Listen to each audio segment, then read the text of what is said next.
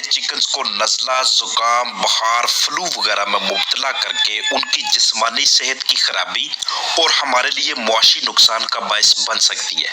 लिहाजा जैसे ही इस तरह की अलामात नजर आए जिससे खदशा लाहक हो कि मुर्गियां बीमार हो सकती हैं या होने वाली हैं, तो वीडियो में बताई जाने वाली हदायत, दवा और तदाबीर पे अमल करके अपने फलाह की सेहत याबी के लिए उनकी अच्छी कारकर्दगी को बरकरार रखने के हवाले से लाजमी तौर पे इक़दाम उठाया करें। इस सिलसिले में हमारे पास एक इंतहाई मौसर और कारगर दवा एरिनेक के नाम से दस्तयाब होती है, जिसे हम अपने चिकन्स के लिए बतौर एहतियात भी इस्तेमाल कर सकते हैं और बतौर इलाज भी इस्तेमाल कर सकते हैं। डोज भी आगे चल के और मुकम्मल तरीकाकार आपके साथ शेयर करूंगा। ये जब भी आपने अपने चिकन्स को देनी है, देने से पहले आपने जो पानी लेना है वो बिल्कुल साफ सुथरा होना चाहिए, बर्तन भी बिल्कुल साफ सुथरा होना चाहिए और उसके साथ साथ जो वजह आपके चिकन्स को बीमार करने की बन रही है उस पे भी आपने फोकस करना है, उसको भी आपने साथ साथ ठीक करने की कोशिश करनी है।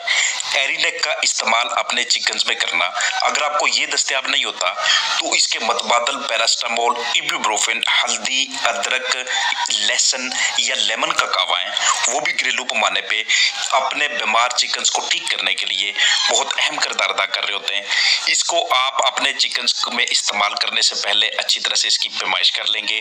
इसको मापना अपने इस तरह से कि ऐसी आपके पास सिरिंज हो या कोई दूसरा आला हो कि जिसमें आप 2 सीसी 1 लीटर के हिसाब से पैमाइश कर सकें। ये मैंने 2 सीसी इसमें मेडिसिन ले ली है। 1 लीटर मेरे पास ताज़ा साफ सुथरा पानी होना चाहिए, उसमें अच्छी तरह से मिक्स करना है। मैंने इसे मिक्स करने के बाद ये अपने चिकन्स के सामने रख लिया जाएगा कि इसे हमारे चिकन्स कम से कम 5 घंटे लाजमी तौर पे पिए। आप आधा लीटर करके भी पानी इस्तेमाल कर सकते हैं। आधा लीटर पानी इस्तेमाल करते हैं तो उसमें आप 1 सीसी मिक्स करेंगे।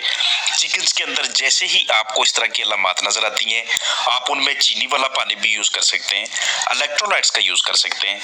ज्यादा से ज्यादा पानी पिलाने की कोशिश करें, ताज़ा पानी हो, बार बार उसे तब्दील करें, कम पानी भरें ताकि ज्यादा तनाव का वो शिकार ना हो, पानी ज्यादा ठंडा ना हो, डस्ट ज्यादा नहीं होनी चाहिए, गीला बरादा ना हो, हवा का गुजर बेहतरीन तरीके से हो।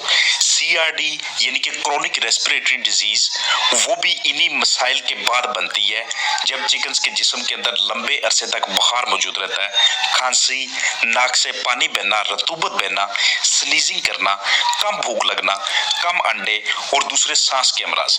इसलिए एहतियात हमारे लिए बहुत ही अच्छी चीज है ताकि चिकन्स की सेहत को मसलसल लंबे अरसे तक खराब होने से बचाने के लिए हम कुछ ना कुछ घरेलू पैमाने पे लाजमी तौर पे यूज करें।